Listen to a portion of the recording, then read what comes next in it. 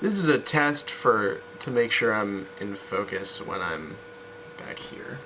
I don't think I am. Am I? I'm not sure how to use a camera, and that seems important. Oh, my microphone's not plugged in. Urgh. What am I gonna do? Am I gonna get it? That could take hours.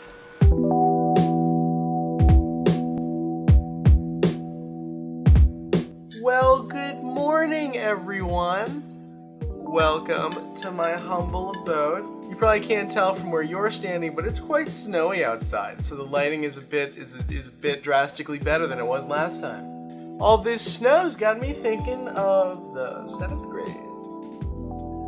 So today I'd like to tell a little story about the time I got in trouble in middle school. And it was a supreme embarrassment to me because I got in trouble with my favorite teacher. And I was under the impression that I was my favorite teacher's favorite student, but I guess not. I'll set the stage for you. The year was a long time ago. Our classroom was like any other. On one wall, there was a door at either far end, outside of which was a hallway. Closest to the front end of the classroom, that hallway led to a staircase that went down to the first floor. While towards the back end of the room, the hallway would just extend forever, classrooms all the way down. The whole place was Catholic. Take that as you will. To be honest, I probably wasn't paying very much attention. I had terrible undiagnosed ADHD back then. I was probably up in my head milking cars, fixing cows. But then I hear it. I hear my teacher, my favorite teacher. We'll call her Ms. M. I don't want to give away her name. That seems like something I shouldn't do on the internet. She goes, "All right, class. I'll be back in a bit. I gotta go down and print off some extra copies of whatever worksheet we were working on." Now don't stand on your desks or anything crazy. And then she leaves and goes, for the record, down the stairs toward the front of the classroom. And I'm in the back of the room, in the corner.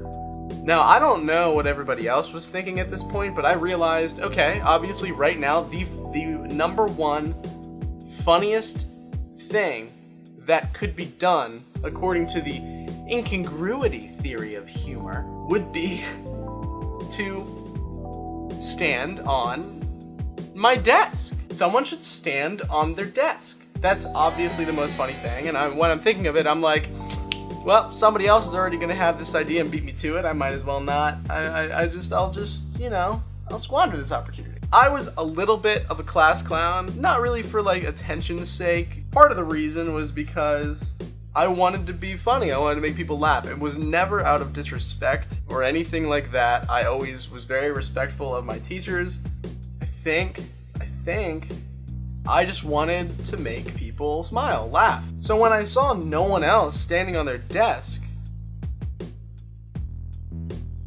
I decided it was time for me to stand on my desk. It was ridiculous. She was right. It was extreme. I wouldn't have done it ever if she hadn't explicitly brought up the possibility. I didn't even know I could. Never even occurred to me. What? Stand on my desk? Okay. And I remember this so clearly. I got up to stand on my desk, and I was going very slowly because I was just worried about falling. And I was like, I can't believe she brought this up. Now I gotta stand on my desk. It was like there wasn't even an option. It wasn't even, a voluntary effort. This was just great. And I get up there, and I remember seeing the world from a whole different view. To be honest, it was beautiful. It was breathtaking. And for the record, I was right. Gold star to Bryce. The room, and I know because I had the vantage point where I could see everyone, the room erupted with laughter, specifically. Erupted. I felt like a king amongst men. Then I saw it. I saw Ms. M, who had chosen to go toward the front of the classroom, down the stairs. For some reason, she decided to double back and go past the door that she exited from. And I remember the horror in my heart. My heart just went because she passed, saw me, she made eye contact with me, but didn't stop. I think because she was like, what? and had like a double take moment. She gets to the door at the back of the classroom and just stares at me. And my heart was already, the time that she had walked between the two doors, my heart had been sinking, and now it was just like at the dregs of my, I don't know, body? What was that analogy? That's gone now. That's water under the bridge. Anyway, I'm looking at her.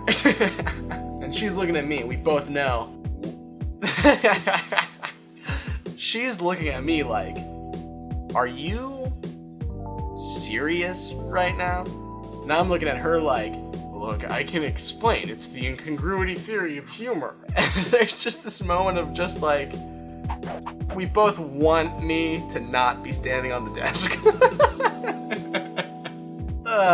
So then, what even happened? I remember my punishment was going to a different room that happened to be dark. She came and like talked to me at one point. I was alone in the room. She came and talked to me at one point. It was just like, that was the dumbest. What are you doing, you dumb idiot? And I think I even explained to her. Can't believe she didn't understand me. I think I even explained to her, well, you said not to stand on the desks, so I thought the funniest thing to do would be to stand on the desk. And you know what? For whatever reason, I don't think we saw eye to eye on this. That's all right. I feel like we talked to my mom too. It was a whole thing. I don't get in trouble much in school. I got in trouble one other time that I recall. Ooh, two. Uh-oh, I better stop thinking about this. I'm gonna come up with all sorts of reasons I got in trouble. There was a lot of times when like I was told to be quiet because I talked a lot in school. I remember one time, and this is a biology class in high school. No, it wasn't even. It was a biology teacher, but it was a study hall. And I was talking to someone, I don't recall who, forgive me if you're out there. The teacher, he was an interesting guy, very stern. Outside of class, very friendly, I learned later. But inside class, man, this is Mr. We'll call him,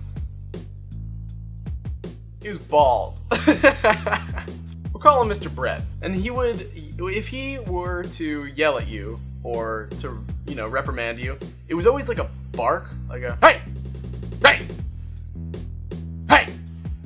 It's jarring. Yeah. God, yeah, I'm gonna listen to that. Hey.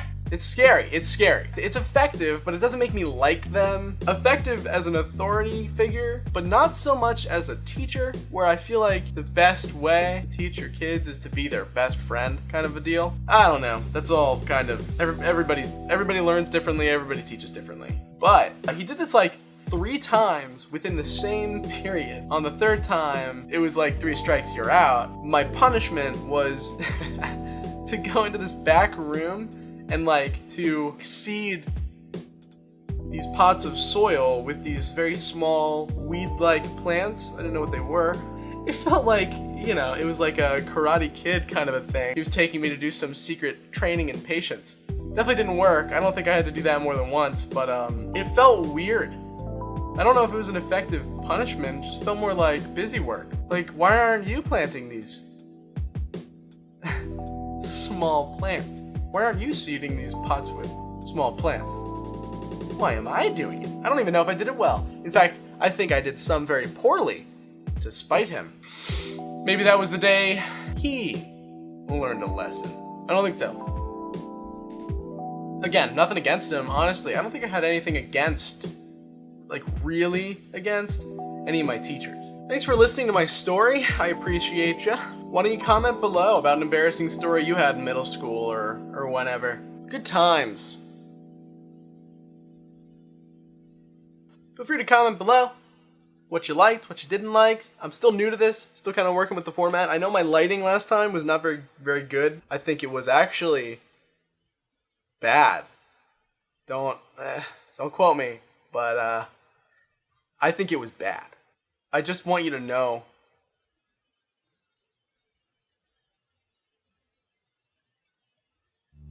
I love you.